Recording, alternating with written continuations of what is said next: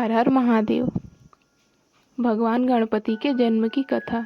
नारद जी बोले, प्रजानाथ, मैंने स्वामी कार्तिक के सब वृत्तांत और उनकी उत्तम कथा सुन ली।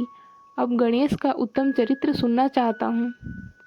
ब्रह्मा जी बोले, हे नारद, एक समय पार्वती के मन में ऐसा विचार आया कि मेरा कोई एक ऐसा सेवक होना चाहिए जो परम शुभ, कार्यकुशल और मेरी ही आज्ञा में तत्पर रहने वाला हो।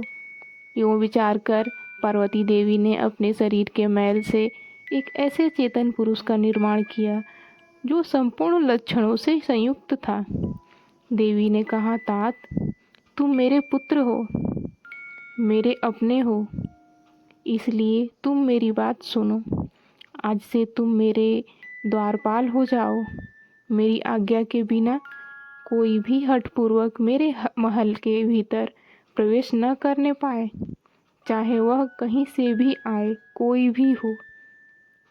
ब्रह्मा जी कहते हैं, यह कहकर पार्वती ने गणेश के हाथ में एक सुंदर छड़ी दे दी और गणराज को अपने द्वार पर स्थापित कर दिया और सखियों के साथ स्वयं स्नान करने लगी। इसी समय भगवान शिव द्वार पर आ पहुँचे।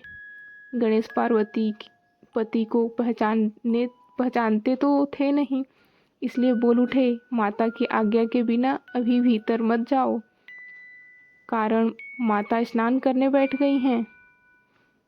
महेश्वर के गण उन्हें समझाकर हटाने का प्रयास कर रहे थे, किंतु गणेश वहां से हटे नहीं।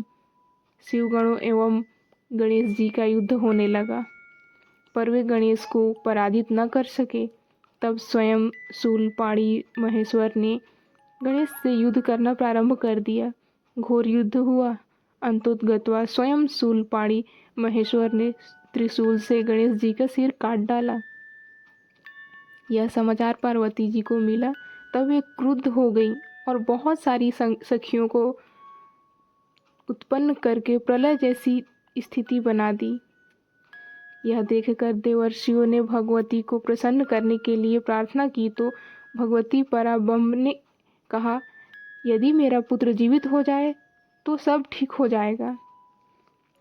भगवान शंकर के आज्ञा अनुसार शिवगणों ने उत्तर दिशा से एक हाथी का सिर लाकर उस धड़ में जोड़ दिया। इसके बाद देवताओं ने वेद मंत्रों द्वारा जल को अभिमंत्रित कर उस बालक के शरीर पर छिड़का, जिससे वह बालक चेतन युक्त होकर जीवित हो गया। अपने पुत्र को जीवित देखकर पार्वती देवी प्रसन्न हो गई और उन्होंने हर्षित उसका मुख चूम लिया। प्रेम पूर्वक उसे वरदान देते हुए कहा, अब से संपूर्ण देवताओं में तेरी अग्र पूजा होती रहेगी और तुझे कभी दुख का सामना नहीं करना पड़ेगा। ब्रह्मा जी कहते हैं, हे मुने, इसके बाद ब्रह्मा, विष्णु और शंकर आदि सभी देवताओं ने मिलकर पार्वती को प्रसन्न करने के लिए गणेश को सर्वाध्यक्ष घोषित कर दिया। शिव जी कहते हैं, हे गिरिजा नंदन, विघ्नाशेक, कार्य में तेरा नाम सबसे श्रेष्ठ होगा, तू सबका पूज्य है। इतना कहने के बाद परमात्मा शंकर गणेश को पुनः वरदान देते हुए बोले, हे गणेश्वर, तू भाद्रपद मास के कृष्ण पक्ष की चतुर्थी को चंद्रमा का शुभोदय होने पर उत्पन्न हुआ है, इसलिए उसी दिन से आरंभ करके तेरा उत्तम व्रत करना चाहिए।